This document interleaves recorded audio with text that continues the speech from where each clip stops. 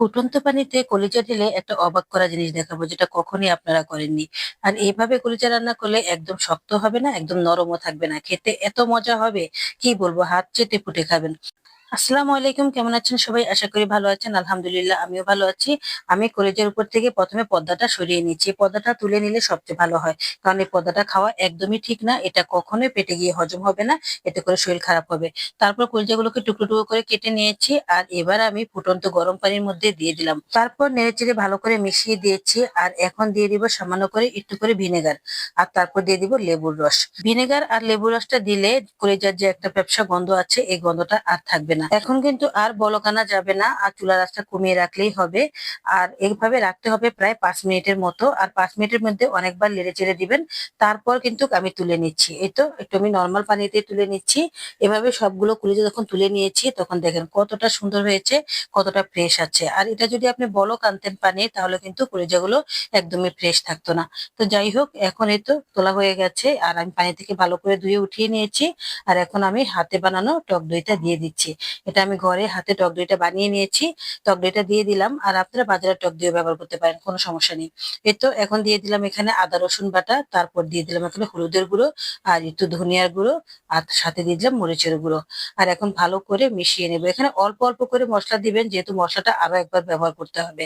এই জন্য এখানে অল্প অল্প মশলা দিয়ে আমি সুন্দর করে ম্যারিনেট করে কিছুক্ষণের জন্য রেখে দিচ্ছি। এভাবে ম্যারিনেট করে যদি আপনি কমপক্ষে আধা ঘন্টা রেখে দেন, তাহলে কিন্তু এই কলিজা খেয়ে আপনার প্রশংসা যে করবে না, এমন কোনো মানুষ আপনি খুঁজে পাবেন না।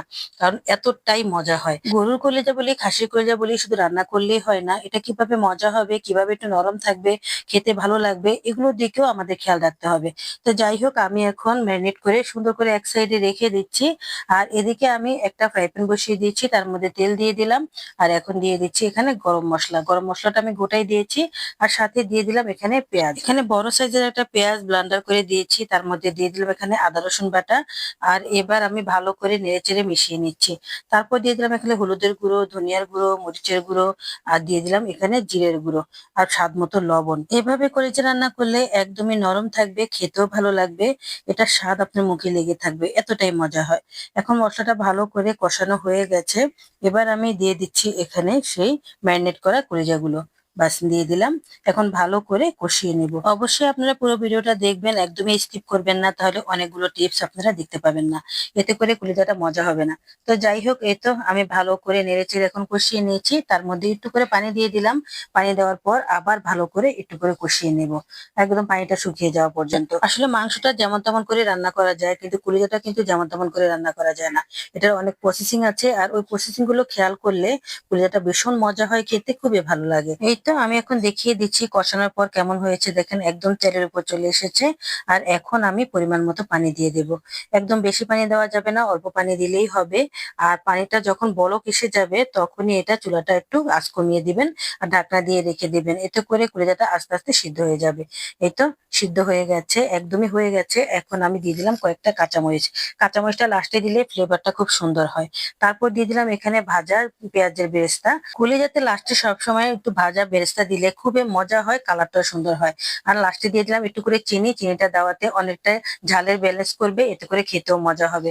আর তারপর দিয়ে দিলাম এখানে ভাজা জিরার গুঁড়ো। বাস, রান্নাটা একদমই কমপ্লিট। মার্শাল্লাহ, অনেক সুন্দর কালার এসেছে। আর কলিজা যে একদম নরম আছে, এটা দেখেই বোঝা যায়। আর এই তো কত সুন্দর হয়েছে দেখেছেন, আর গ্রেভিটা কতটা সুন্দর হয়েছে। খেতে এত মজা হবে কি বলবো আসলে, এক কথায় অসাধারণ একটা রান্না। তো এভাবে করে যা রান্না করে আপনারা রুটি, পরোটা, ভাত, যে কোনো যে কিছু দিয়ে খেতে পারেন, কোনো রকমের সমস্যা নেই, খেতে অনেক ভালো লাগবে। আর অনেকে আছে যে বয়স্ক মানুষেরা কলিজা খেতে পারে না, শক্ত হয়, কিন্তু এভাবে রান্না করলে একদমই নরম তুলতুলে থাকবে, সবাই খেতে পারবে। আজকের এই পারফেক্ট কলিজা রান্নাটার ভিডিও যদি আপনাদের ভালো লাগে, অবশ্যই একটা কমেন্ট করে দিবেন, একটা লাইক দিয়ে দিবেন। আপনার এই লাইক আর কমেন্টের মাধ্যমে আমি আপনার কাছে পৌঁছে যাব। ভালো থাকবেন সবাই, আজ এই পর্যন্ত, আল্লাহ হাফেজ।